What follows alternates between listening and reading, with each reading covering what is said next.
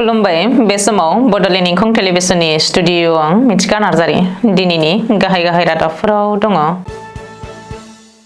आसामनि सोरखारि फरायसालियाव बांलादेशी फोरोंगिरि हाथियार हुगारबाय थानाय समावनो गुलि बेरनानै सासे पुलिस जवाननि जिउ खहा। भारतआव 2025 मायथाइनि रांखान्थि बोसोराव पेट्रलियामनि गोनांथिया 3 एबा 4 जौखोन्दो बांनो हागौ। सानसेनि हाबाफारिजों बिजनी जिल्ला बर' थुनलाइ आफादनि 35थि बोसोरसालिया जथुमा। 2025 मायथाइयाव राभा हासंनि जेंनाखौ लानानै 3 खनायारि सावरायनाय जागोन बुंदों गिबि मन्थ्रि। छत्तीसगढ़आव एनकाउन्टार 4 मावबादिनि जिउ खहा जानायजों लोगोसेनो सासे जवाननि मुंख्लं। कामरुपआव 3.14 लाख रांनि बिलाथि जौ बोखांदों। आलफा उदां होननानै बुंनानै लानाय 4 सोद्रोमाखौ खादों पुलिसआ। गुवाहाटीआव गंद' बाइकखौ दुथाङा अर लागायनानै होदों। दानिया फैदोनि आबुं रादाबाव।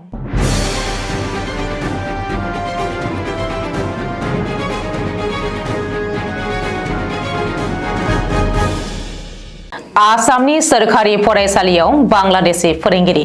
सानै बांलादेशी फोरोंगिरिया रायजोनि सोरखारि फरायसालियाव गोलाव समनिफ्रायनो फोरोंगिरि महरै साख्रि मावगासिनो दङमोन।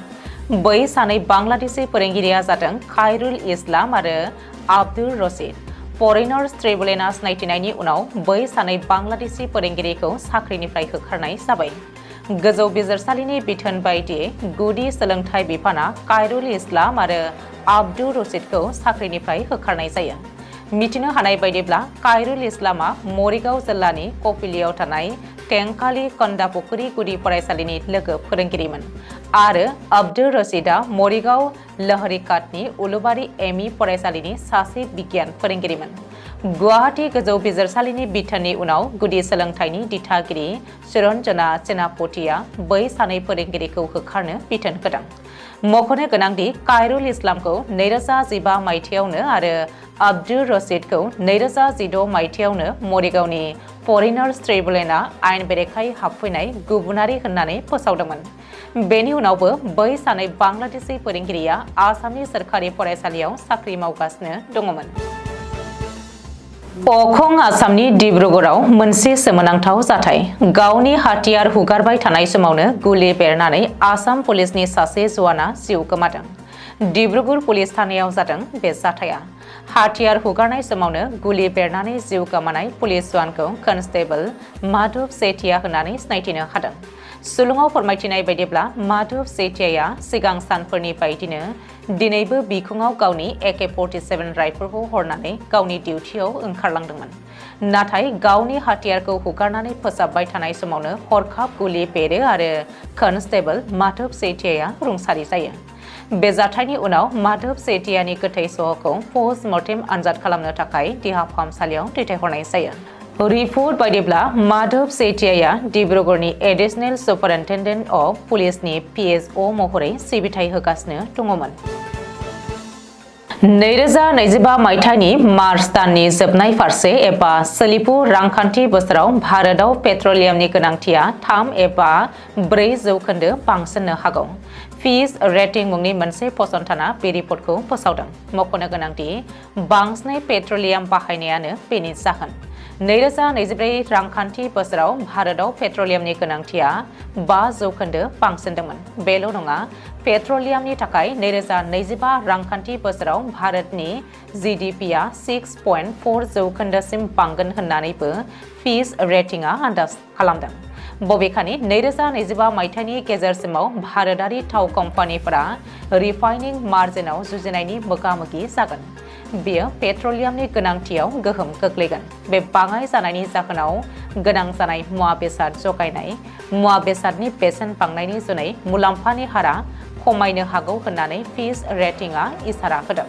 अब्लाबो रिफाइनिंनि जेंनाफोर थासेयावबो 2024 रांखान्थि बोसोरनि रुजुनायाव ब्रेन्ट क्रुड अइल एबा गोथां थावनि बेसेना बाङाइ जानायनि थाखाय मार्केटिंनि फारागथिया मोजाङैनो थानायनि मिजिं दङ। चिरां जिल्लानि बिजनी नोगोराव थानाय बिजनी बान्दब गोजौसिन गेजेरारि फरायसालिनि लांगोनायाव दिनै रबिबारखालि सानसेनि मेहेरगोनां हाबाफारिजों बिजनी जिल्ला बर' थुनलाइ आफादनि 35थि बोसोरसालिया जथुम्माया जानानै थाङो।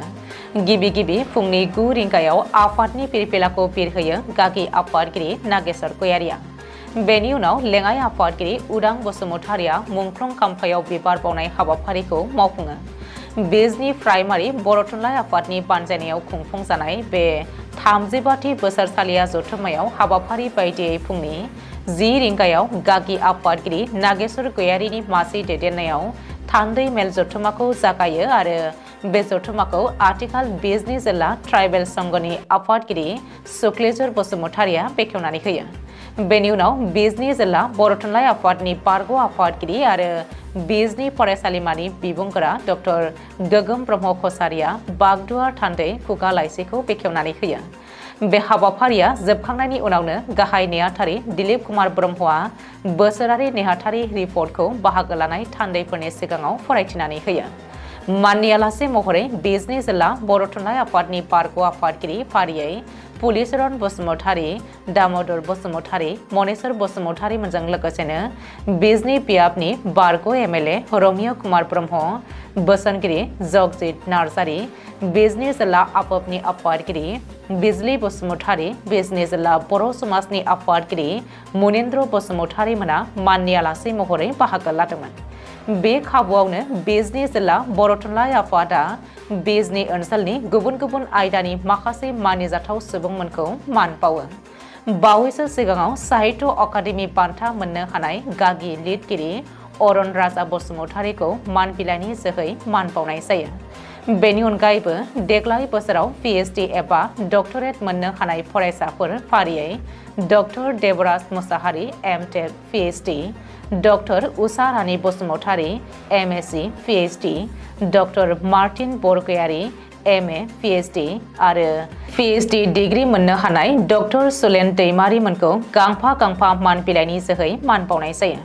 मख'नो गोनांदि दिनैनि बे 35थि बोसोरसालिया बिजनी जिल्ला बर' थुनलाइ आफादनि बेंखनाव थानाय मोन 11 गुदि आफाद फारियै Bijni primary, Borlaogaon primary, Ulubari primary, Panbari primary, बर' बाजार, बरलामगुरि प्राइमारि, मंगलियान, मालिपारा, सुबाइजार, इरागदाव आरो दैमालु प्राइमारिनि गासै बिबानगिरि आरो सोद्रोमाफ्रा थान्दै महरै बाहागो लादोंमोन। गोबां साननिफ्रायनो राभा हासंखौ भारत संबिजिरनि 6थि फारियाव थिसननांगौनि थाखाय राभा समाजारि आफादफोरा दाबि खालामनायखौ नोजोर होनानै गिबि मन्थ्रि डक्टर हिमन्त बिश्व शर्माया बुंदोंदि सोलिफु बोसोर 2025 मायथाइनि गेजेरावनो 3 खनायारि फारियै राभा समाजारि आफाद, आसाम सोरखार आरो मिरु सोरखारनि गेजेराव मोनसे सावरायनाय जथुम जनाय जागोन। शुक्रबारखालि गवालपारा जिल्लानि दुधनैयाव सोरखारि मोनसे हाबाफारियाव बाहागो लानानै डक्टर हिमन्त बिश्व शर्माया बे बाथ्राखौ बुंदों। मख'नो गोनांदि 1995 मायथाइनि 10 मार्च सानखालि आथिखालनि राभा हासं अट'नमास काउन्सिलखौ बै समनि कंग्रेस सोरखारा दानानै होदोंमोन, नाथाय 6थि फारियाव थिसननाय जायाखैमोन। बोसोरनि जागायजेननायावनो छत्तीसगढ़आव माओवादीनि हेंथायै अपारेशन। छत्तीसगढ़नि नारायणपुर आरो दान्तेवाड़ जिल्लानि सिमायाव थानाय आबुसमार हाग्रा ओनसोलाव जादों बे अपारेशना। रिपर्ट बायदिब्ला सनिबारखालि हराव रैखाथि बिफान आरो माओवादीनि गेजेराव गावलायनाय जादोंमोन। बे एनकाउन्टाराव 4 माओवादीया जिउ गोमानायजों लोगोसेनो सासे रैखाथि जवानाबो मुंख्लं जादों।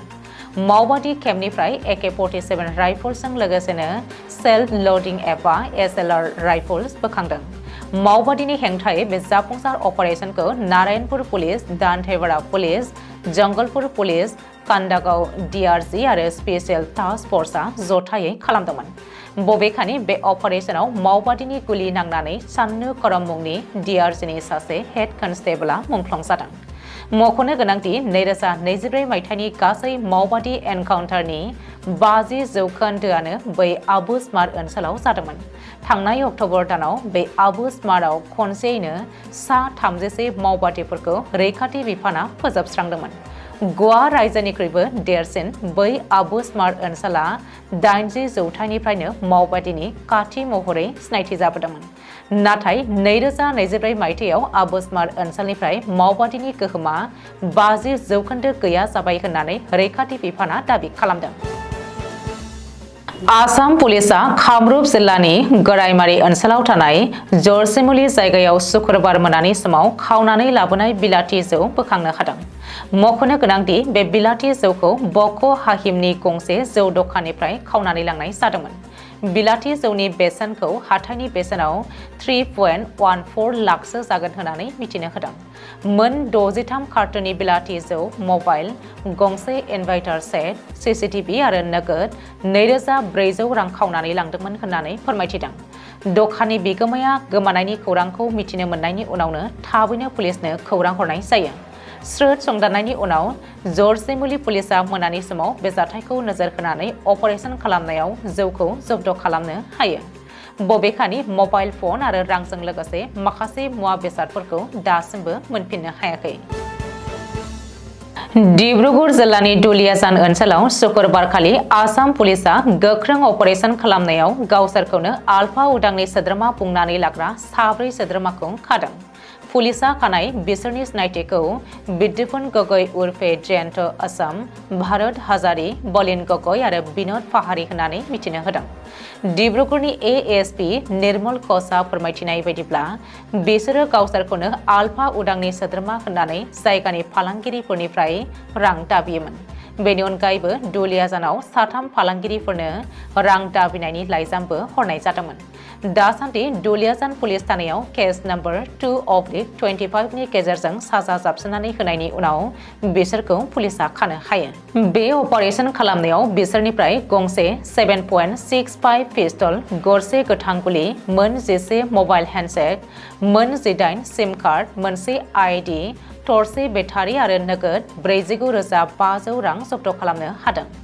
उदखारि दोलोनि मुंखौ लानानै गाज्रि हाबा मावनो नाजादोंमोनब्लाबो पुलिसा बिसोर 4खौ आलफा उदांनि सोद्रोमा नङा होननानै फोरमान खालामदों। दासान्दि पुलिसा खानाय सोद्रोमाफोरजों लोगोसेनो जब्द खालामनाय गासैबो मुवा बेसादफोरखौ आयेननि गेजेरजों नायबिजिरनो गोख्रोङै राहा लानाय जायो। गीता मन्दिर ओनसोलनि साखाथियाव मोनसे सोमोनांथाव जाथाय। मख'नो गोनांदि सनिबार मोनानि समाव सासे सिनाय मोनै दुथाङा गं 6 बाइकआव अर लागायनानै होदों। अरजों गासै गंबा बाइकआ खामनानै सेवहांगार जानायजों लोगोसेनो साखाथियावनो थानाय नामघरावबो खहा जाहैदों। मिथिनो मोननाय बायदिब्ला बे जाथायनि खौरां मोननायनि उनावनो पुलिसा जाथायसालियाव नुजाथिहैदों। बबेखानि खुंथाया गुदि संदाननायनि गेजेरजों रोखायै मिथिनो मोननाय जायाखैब्लाबो कैलाश नगरनि बिश्वजित भाटगिरिखौ सन्देह खालामदों। बेनि अनगायैबो दायनिगिरि बिश्वजित भाटगिरिया आयेननि नोजोरनिफ्राय खारखोमानानै दङ होननानै मिथिनो मोननाय जादों। बे गासैबो जाथाया सीसीटीवी फुटेजाव सेबखांजादोंमोन, जायनि जाहोनाव पुलिसा दायनिगिरिखौ सिनायथिनायाव मदद मोनदों। दायनिगिरिया खारखोमानायनि जाहोनाव बिनि बिफा कमलेश्वर भाटगिरिखौ दासान्दि पुलिसा सोंलु खालामनो कास्टडियाव लांनाय जायो। दिनैनि रादाबा एसेनोसै, गोजोन्थों।